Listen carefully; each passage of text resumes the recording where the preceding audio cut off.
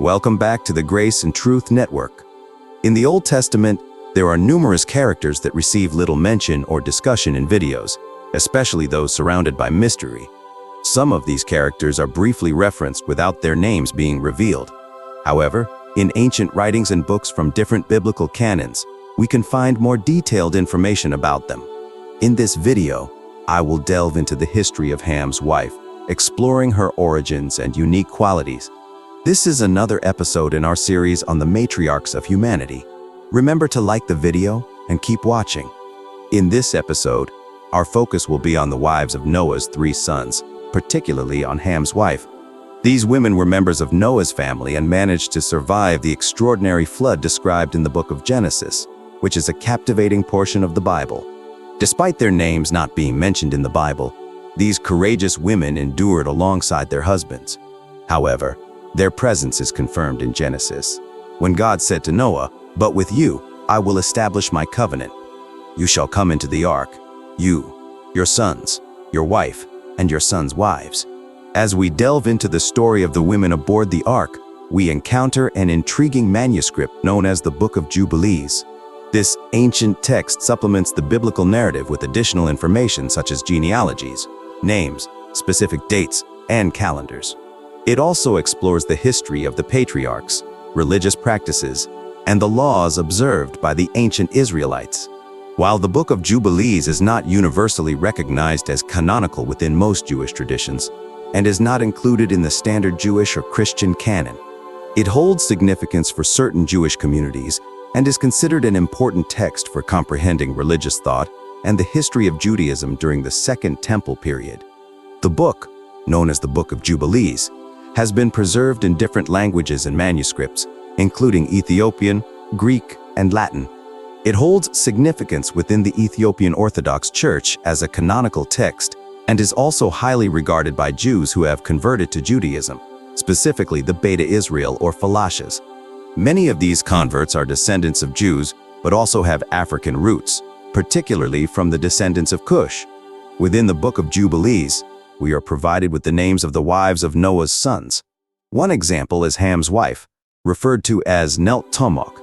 This manuscript describes her as the mother of various peoples, including African populations and other groups associated with Ham and his wife. Nel Tamok is recognized as the matriarch of African peoples, and her descendants spread across the continent, leading to the development of diverse cultures and civilizations. Her influence is deeply embedded in African history, impacting traditions, languages, and connections to the land across generations.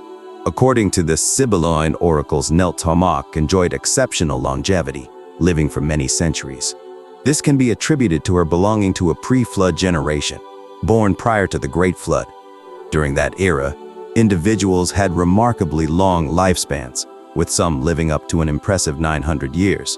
Nel Tamok, the wife of Ham, lived for an extended period spanning many centuries. Throughout this time, she conveyed several remarkable prophecies, as detailed in the Sibylline oracles. Similarly, the other wives of Noah's sons were also prophetesses and foretold events for their respective generations and the nations descended from them.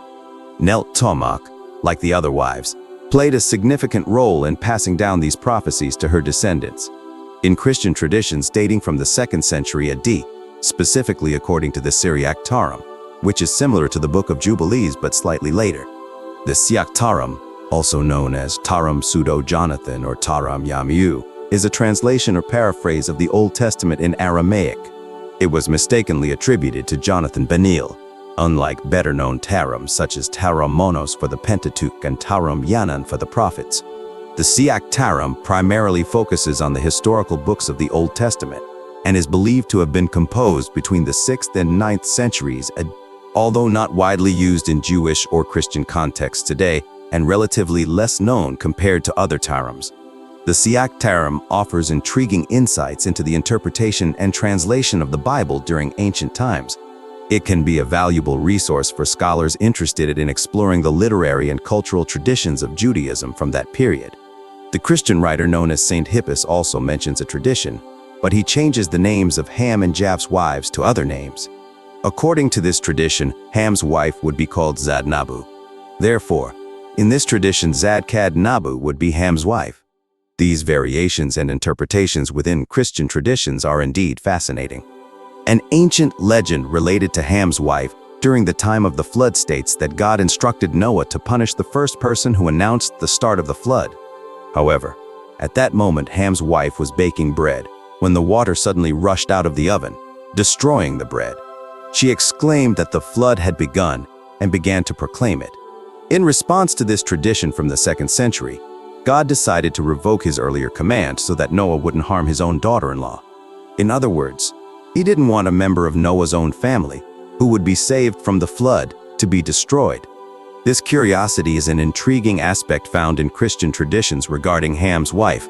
As mentioned in Genesis and the Book of Jubilees, Ham's wife, named Enlok, had 4 sons with him: Cush, Amorah, Put, and Canaan.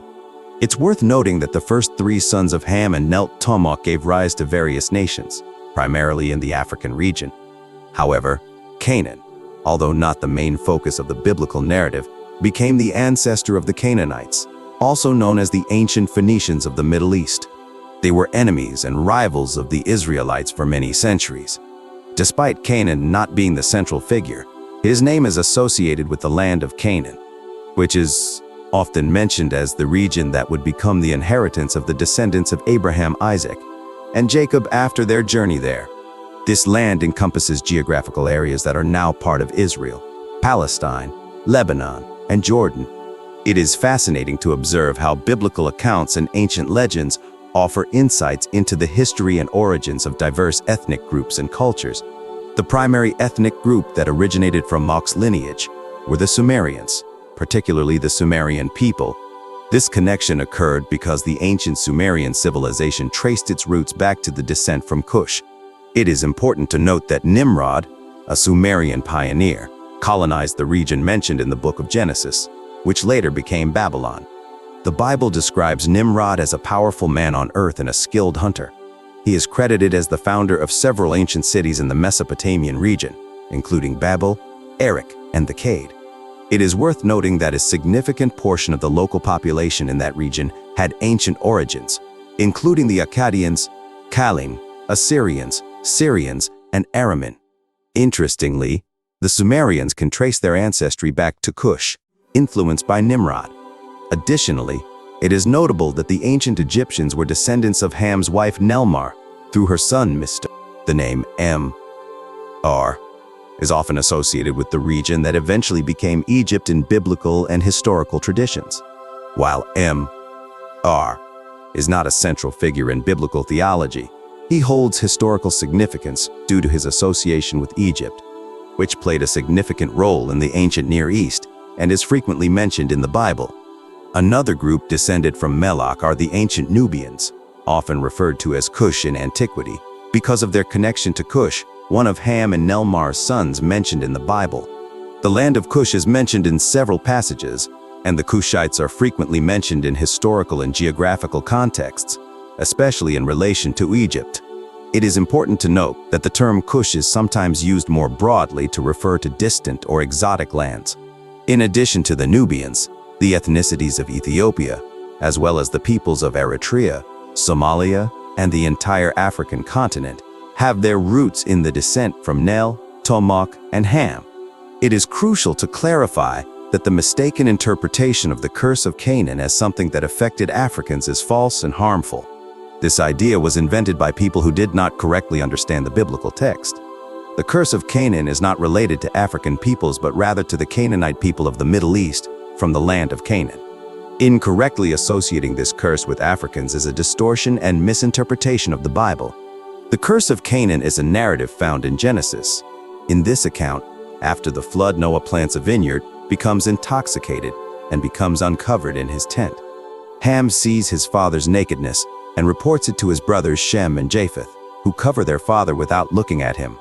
When Noah learns of what happened, he curses Ham's son Canaan and blesses Shem and Japheth. This story is not related to Africans, but rather to the Canaanites. It should not be used to justify any form of racial discrimination or prejudice. The misguided and racist interpretation arises from the unjustified connection between the curse of Canaan and the enslavement of Africans. Advocates of this distorted interpretation claim that Canaan had ancestral ties to Africans and used the curse of Canaan as religious justification for the enslavement of Africans.